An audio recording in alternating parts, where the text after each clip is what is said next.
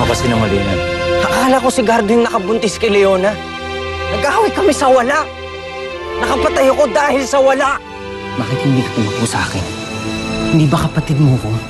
Hindi sana meron akong nagawa. Anong gagawin mo nga, kuya? Napakasal mo kung sa lalaking Nang hindi si Gardo yung napahamak natin. Ayaw nga namin umalis dito. Baka ba pinagpipilitan mong umalis kami rito? Sir, pasensya na. Baka pwedeng uminahon muna kayo, ha? Hindi nga ako nagkamali. Tama ako. Pwede kang pagkatiwalaan. Pwede natin pa-imbestigahan kung sino may kagagawan sa pagkasunog at pagkamatay na anak ninyo. Malakas ang kutob ko, sinatraining yon. Oh, by the way, nahanap na ang bangkay ni Gardo. Ano pinagsasabi mo, ha? Nagsisinungaling ka ulit sa akin? Ha? You're lying to me again? Gusto mo pang makita sa balita? Ano? Ano balita pinagsasabi mo, ha, Mama? You're lying to me? I am not! Sit down, sit down, sit down! Sit down! What I'm saying? Don't worry, don't worry! Sandali, sandali! Lumayo-layo nga muna kayo! Anak, anak! Hinga ng malalim! Doon mo ba yan sa kabila? Tanga! Andito ako. Hindi kita iiwan. You just have to know the truth. You have to be tough. You have to be tough, anak. Hinga ng malalim nila. Ayun na yung doktor. Mga anak na po ata si Leona. Nurse, tulungan niyo ako. Let's go, let's go. Dandahan lang. Kailangan lang niya magpalakas. But she's fine and the baby's healthy. Maraming salamat, Doc. Tingin niyo po ba magiging okay sa kalagayan ni Leona kapag dito muna yung baby kasama niya? Well, we have a special arrangement sa nursery. Tsaka meron dong staff na 24 hours na magbabantay sa kanya. Naniniwala ako na malaki ang maitutulong ng batang yan para makarecover si Leona. O, paano? Maiwan ko muna kayo. Sige, Doc.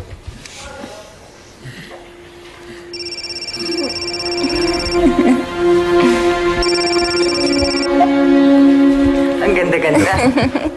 Alam mo, ang ganda-ganda ng anak mo, Leona. Kamukhang-kamukha mo. Naalala ko tuloy nang ipinanganak kita. Hirap na hirap ako. Kasi unang paa mo. Pero nung lumabas ka na ng tuluyan, masayang-masaya ako. Para akong nakalutang.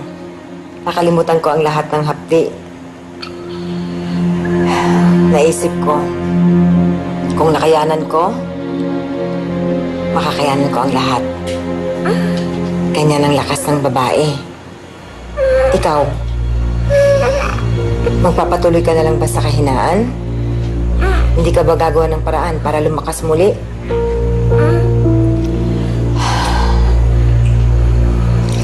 Huwag mong sayangin ang talino mo. Ma, kailangan kita makausap. Mukhang malalim ang iniisip mo. Wala po ito. Alam mo, huwag ka na mahihiya. Kung meron ka mga katanungan o ano kang alinlangan, mas mabuti yung sinasabi mo agad.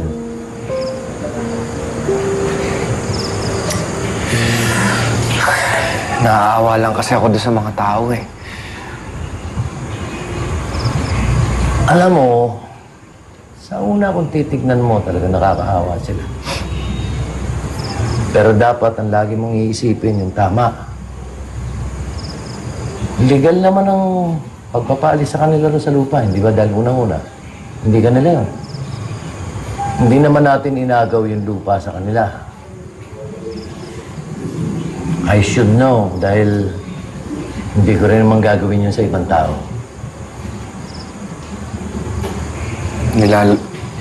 Nilulugar ko lang yung sarili ko sa kanila.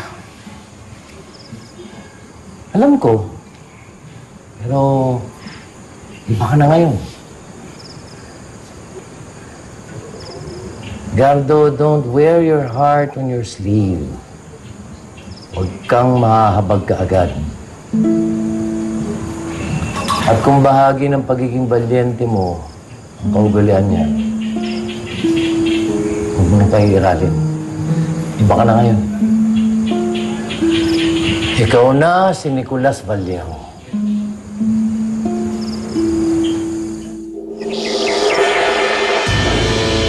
Hindi maaari ito. Nauubos na tayo. Ma, ang tagal ko nang sinasabi sa inyo, we are about to declare bankruptcy. Pero hindi maaari. Gagawin natin ang lahat. Kung kinakailangan magtipid, magtipid. Kung kinakailangan magstay ako ng asyenda para hindi na tayo gumastos pabalik-balik sa Manila for that gasoline, mahal din yun, ha? Alam niyo, Ma, kahit magtipid tayo, saan natin kukunin yung pera para sa ibang continuing operations ng kumpanya? Wait. Bakit hindi natin galawin ang mana ni Leona? Total, wala naman siya sa sarili niyang pag-iisip, di ba? Pero Mama, gumagaling na si Leona. Hindi niya pa kaya. Pero Mama, may anak siya. Kakailanganin niya yun. At saka huwag niyong ibenta yun, Ma. Baka nakakalimutan niyo yung laki ng pagkakautang niyo sa kanya. Ano? Pinaniwala niyo kami na si Gardo ang tatay ng dinadala niya. Ang tagal ng usapan yan na ilibing na si Gardo. Can't we move on? Paano kami mag-move on, Ma? Si Leona, kapatid namin, nababaliw. Dahil pinilit niyo sa kagustuhan ninyo. Ito. Pinoprotektahan ko kayo para magkaroon kayo ng magandang kinabukasan. Kalat nyo, nililinis ko. Binaril si Luming, sinekreto ko. Lahat tayo may mga sikreto. Ako man ay meron din. Ang kaibahan nga lang, ang sa akin protektado. Kayo, anong may tutulong ninyo? Handa ba kayong ibigay ang share ninyo? Ikaw, Myla, ibibigay mo ba ang mana mo? Hindi ka makasagot, so wala. Kaya walang ibang paraan kung hindi galawin ang mana ni Leona. Kailangan ko to. Kailangan ko to para sa pagtakbo ko sa eleksyon. Kailangan ko to para makabangon ng Braganza. Gagamitin ko sa pagtakbo ng mayor. Sigurado ako makakabawi tayo. Kayo, anong maitutulong ninyo sa papa ninyo? Ma'am, sige na po, try natin magpa-breastfeed. Ayoko, ilayo mo yan sa akin. Ma'am, kailangan po kasi ng bata. Ayoko nga, ilayo mo yan sa akin. Umalis na kayo dito. Ma'am, sige na po. Ayoko, ang kulit mo eh.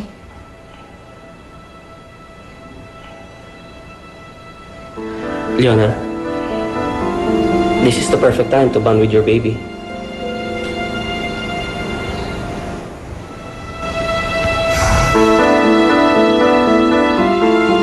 Nurse, yung feeding bottle. Yes, Doc.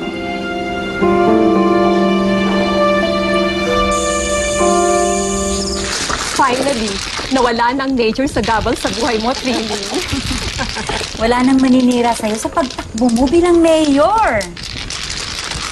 Kaya lang, kulang pa ang fans ko sa pagtakbo. Next year pa ang eleksyon. Magtatawag tayo ng financial support. Talaga, ha? Akala ko ba magbibigay yung si Vincent Lee? Paano magbibigay yon? Eh, ukay-ukay lang palang business nun. Lang? Oh no, darling. Kung ukay-ukay lang yan, paano siya nakakapag-tour ng Europe and Asia every year? Wow, talaga? Yes. Ano ibig mong sabihin? May iba pa siyang business. Ewan ko.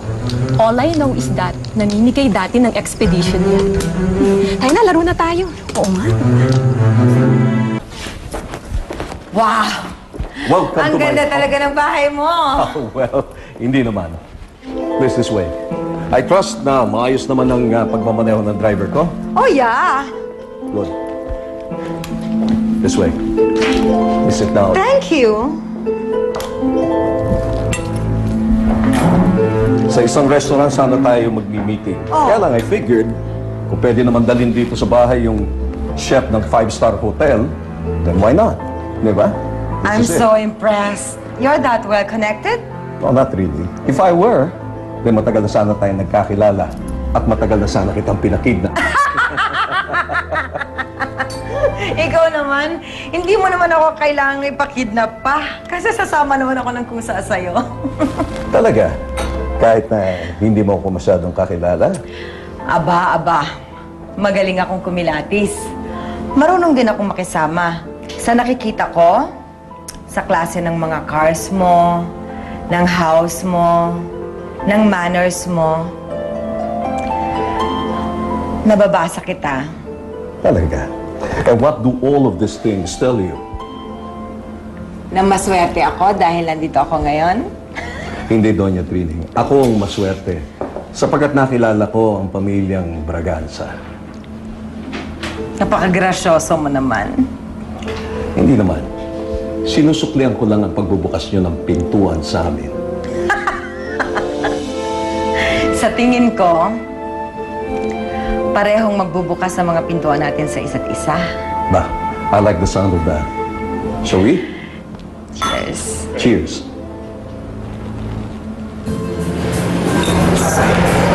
Thank you.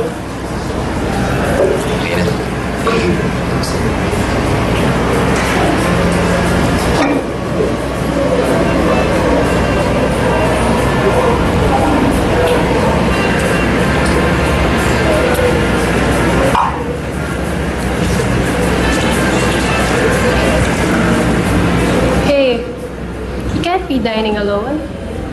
Why not? Ikaw nga parang may hinihintay ka. It depends.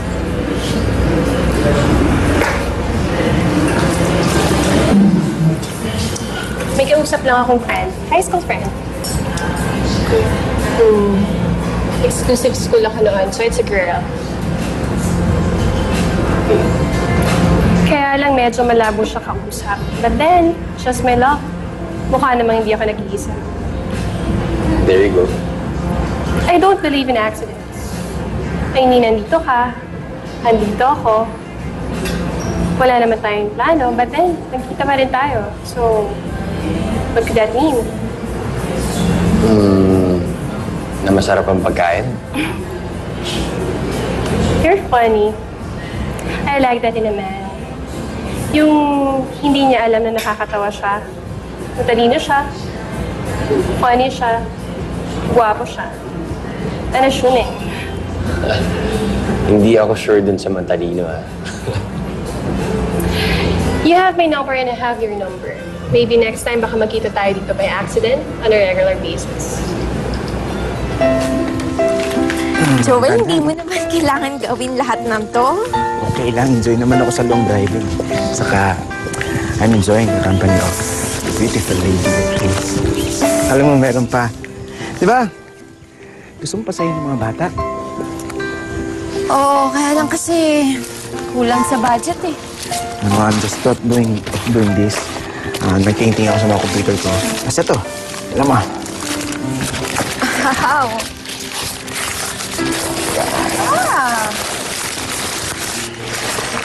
Happy birthday to everyone, everybody. Yes. Birthday sa lahat, party sa lahat. Tapos magdadala ko ng mga balloons and cake for everyone. Salamat Alam mo matutuwa. Myla. Dito. Meron palang nagdala ng donation dito, mga foam and other stuff. I think from a certain Mr. Lee, Vincent Lee. Sino ba siya? Ay, dito nga pala. Kilala po kasi yun ni Joel, si Mr. Lee. Nangako po siyang magbibigay siya ng mga donations sa atin. Galing. Jayden. Ito si Jayden. Ito yung kinukwento ko sa'yo. Hi, Jayden. Ako nga pala si Kuya Joel. Excuse me, ha? Sige. Jayden! Joel, pasensya ka na kay Jayden, ha? Wala yun. Kaya na naman talaga mga bata, eh. Sige, halika, ayusin na natin to. Naku, dami naman ito. Maganda tong lugar mo, Trini. Maganda nga gawing resort ito. Kaya lang meron akong mas gusto na lote. Ibang malapit doon sa may pier. Kaya lang mahirap yata makuha yun kasi pag-aari ng gobyerno. Ayun bang gusto mo? Mhm. Wala sanang magiging problema kung makakaupo ako sa next year. Hindi naman problema yon. Basta malakas sa suporta mo, makakaupo ka. Alam mo,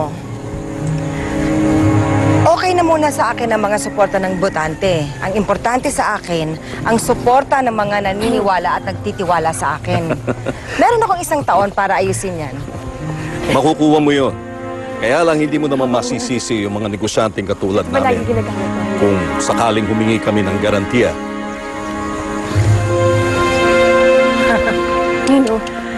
Mukhang may garantiya ka na. Alam mo, kahit kailangan magtipid, Gusto ko maramdaman nila ang joy of having a birthday party. Lalo na sa mga batang hindi nila alam kung kailan yung birthday nila.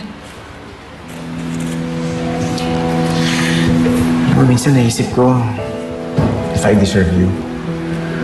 Masyado ka kasi mabait eh. Excuse me lang, no? I don't belong to anyone and not even to my adoptive family. Alam mo, kahit wala mang pamilya yung mga batang yan, nakita nila sa'yo ang tunay na pagmamahal ng isang tunay na pamilya nila.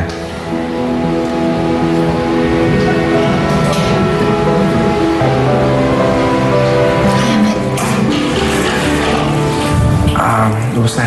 Kuha ko ulit, ha? Sige, salamat ha. Teo! Hi, tita! Okay lang. Oops! Nag-enjoy ka ba, anak? Yes, Dad! Maganda ang napili mong kabayo. Paborito ni Teo yan. Wait lang. Oopsie! Alalayan mo, anak! Hello! Hi, hello! tita! Hello! Napagod ka ba? Opo. Ay, Pinagod ka ba ni Teo? I have something for you, tita. Really? Yeah, I got What you is something. A it? souvenir lang from our trip in Magugustuhan mo yan, Barcelona. Trini. Wow! Ako siya pang pumili niyan. Talaga na. I'll show you, You tita. don't have to. It's nice. Super nice. Here, oh. See? What's this? Oh, wow! How nice! Thank you. I like this! Wow, tita. Thank you. Thank you! Kain, kain! Bagay ba? Yes, of course. Bagay na bagay. Ah, thank you. Ako Thank you, Lizette. tita.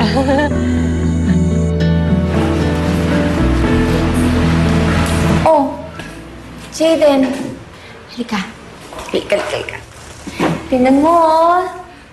Kita mo ba yung pangalan mo at saka yung birthday mo?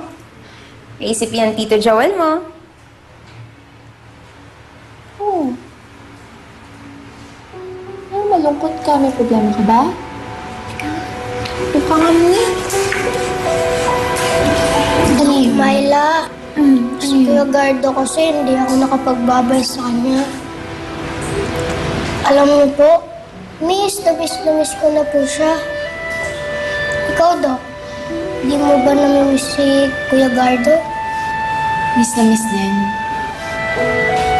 Pero, alam mo si Jaden, sa umpisa, malungkot, sakit. Pero darating ang panahon, kapag naiisip mo siya, maalala mo yung mga oras na naglalaro kayo, nagkukwentuhan, nagkukulitan. At kapag ganun, para lang sa nabubuhay. Ganito na lang, para hindi masyadong masakit para sa'yo, isipin mo na lang sa malayong lugar si Kuya Gardo. Mas napakaganda ng lugar na yun. Masaya siya doon. Huwag ka na umiyak. Ito nga dito.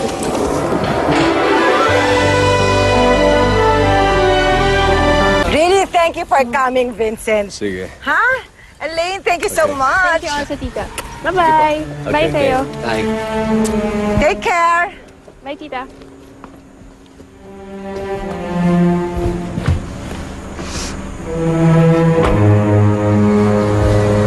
Let's go. Mukha yata hindi mo sa akin sinasabi ng mga binabalak mo.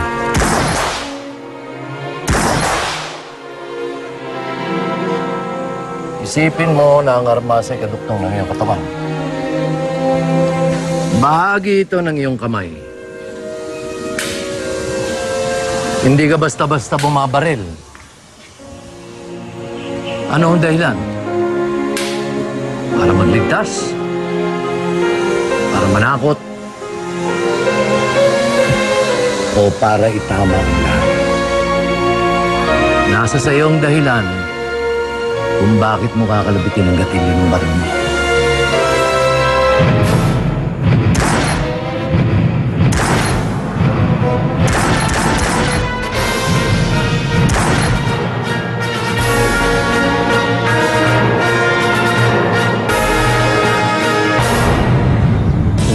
sinama nung sinundo ka ng driver ng Vincent Lee na yan.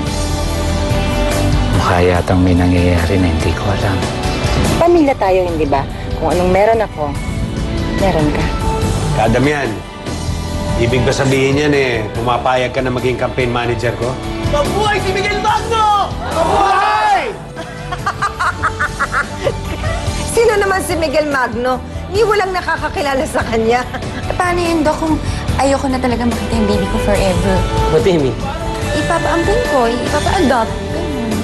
Ma, kapag nawalan ng trabaho yung mga manggagawa, mababawasan yung boto ninyo. Yung punot dulo ng pagkamatay ni Gardo, hindi ba kayo rin yan? Yung iniisip ng botante. Pati na rin kay Leona, yung pagkabaliw niya. Tapos aasahan yung susuportahan namin kayo.